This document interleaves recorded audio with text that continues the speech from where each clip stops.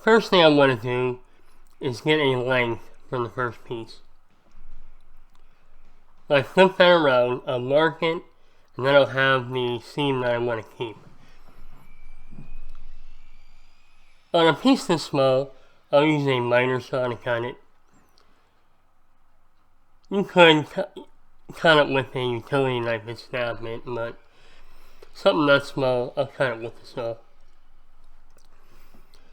Now this is just me cutting a piece, it's not the same one. So I have my first piece in place, and I want to line up my seams to my floor. So we don't have a random seam floor, we want our seams to all line up. That makes the floor look nice and clean and not haphazard random. So this is the length I'm going to need. So I'll cut that to length, and I will create a fake seam.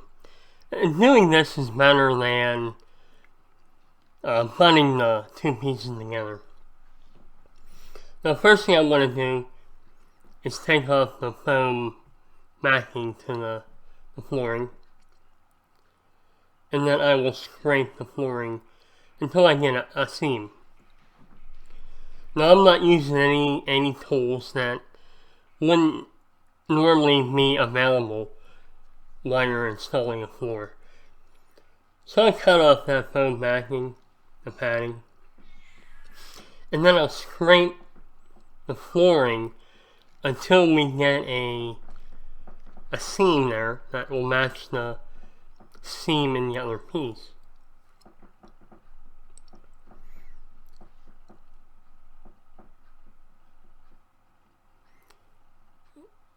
And after we're done with this will look a lot better than butting these two together, and it allows us to maintain that nice floor with lining up the seams. So I'm just going to scrape this until I get the right thickness to put the two pieces together.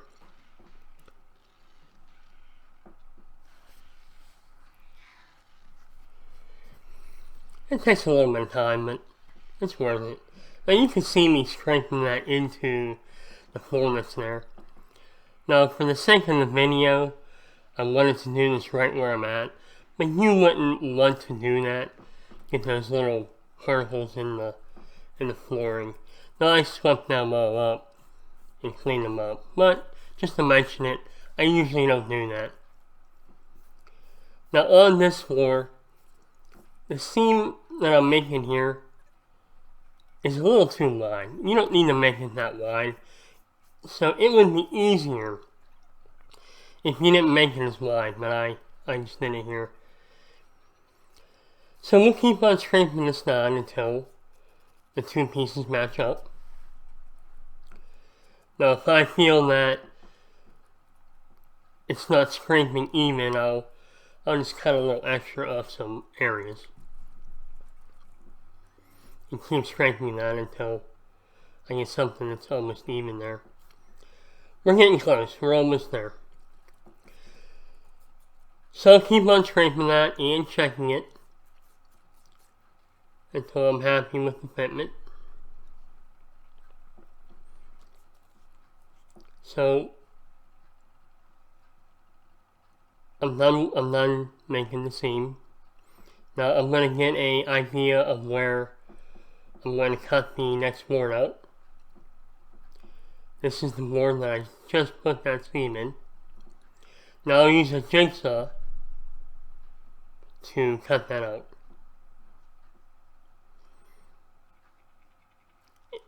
So right now I'm just making a rough drawing of where it's going to be. We have a lot of play here. It doesn't have to be exact. When we put the sketching on, it'll cover that all up. So here, at this point, the floor is not click together. The seam is a fake one. but it will still be held together and will look nice, which is important when the seams come out past the radiator. So we'll install this just like we would any other piece.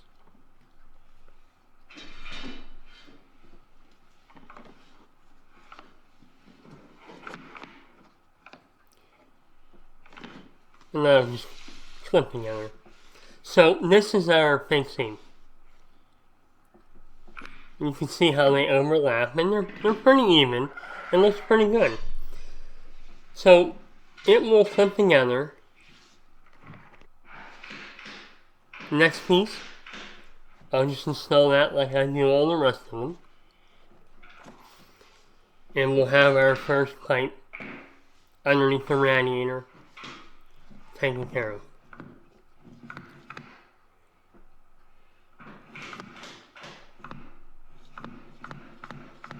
So we'll install this piece just like we would any other one. Now you really can't even tell that's not a real seam. It looks pretty good. Now it will be held in place right here and right here. So the floor is all together, just it's not seamed in that spot. Our scutcheon covers everything else up, and it looks pretty good. Now we'll work on the other pipe. We'll install our floor and work our way over. And it's the same process.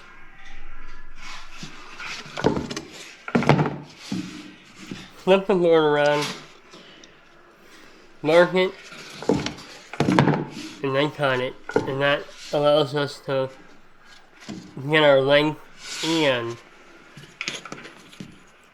keep the piece that we want.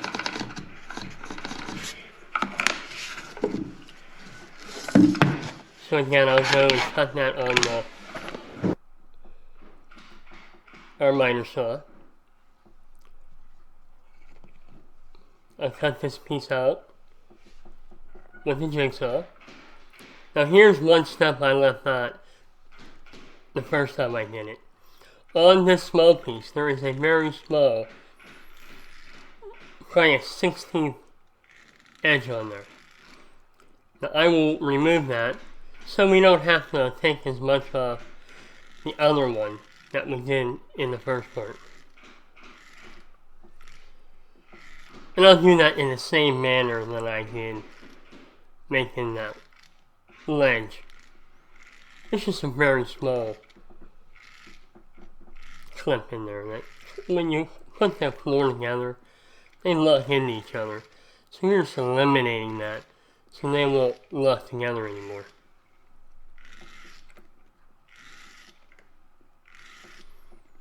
So again, the reason why we're doing this is to maintain our seams in the main part of the floor, which is very important.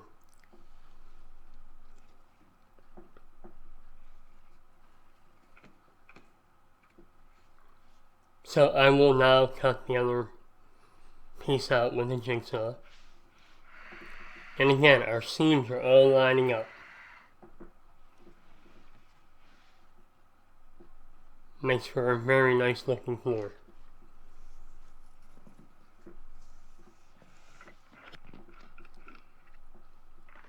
So we're maintaining our seams throughout the floor.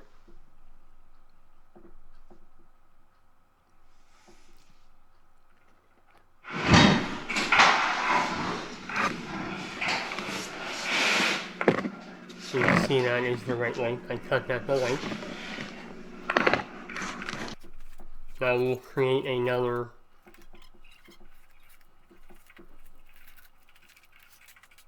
edge here. Same process. Cut the foam backing off. I keep scraping it with the utility knife. It's always good to use a sharp knife. It makes this go a lot easier. So change your blade before you do this. Again, I'll keep on checking it as I'm going. When I'm happy with it, we'll put it all together. So the only time I do this is when I cut around radiators or radiator pipes.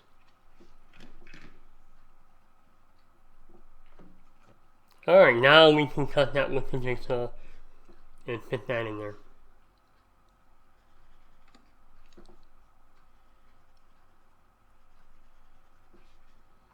After this, we have one more to install, and then we can reinstall our radiator. Now this all was done within a day, because it was cold out, and we had to get the radiator back in place.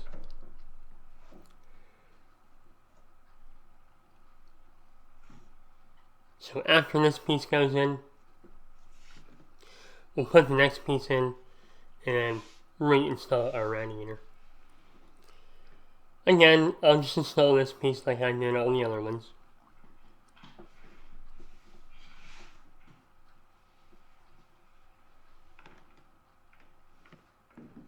Now you can, after you do this, if you want to make sure that your piece doesn't slip out, you can put some silicone behind this against the wall just to make sure it stays in place.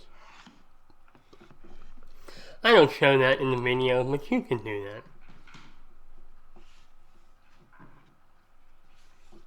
That'll help hold it together since we eliminated the seam there.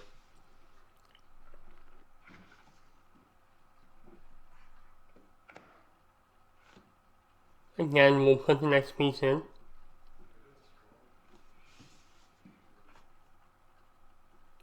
And at this point, our pipes to our radiator have all been cut around. We maintain the seams in our floor. And we will install the radiator. So it looks pretty good. It just looks like seams. So you can see here our installation looks good. The floor goes underneath the radiator, around the pipes.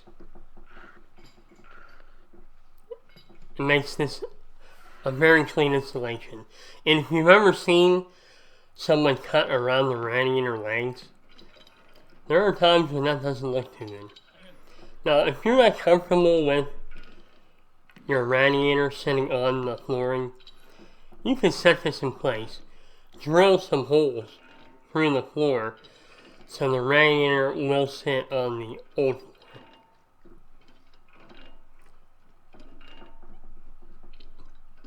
So you will still have a very nice installation. I like to have them on top of the floor. But if you're concerned with expansion, you can certainly cut those in at this point. So you can see our installation came out pretty good. That's how I cut my clip together floors around my radiator pipes and install them.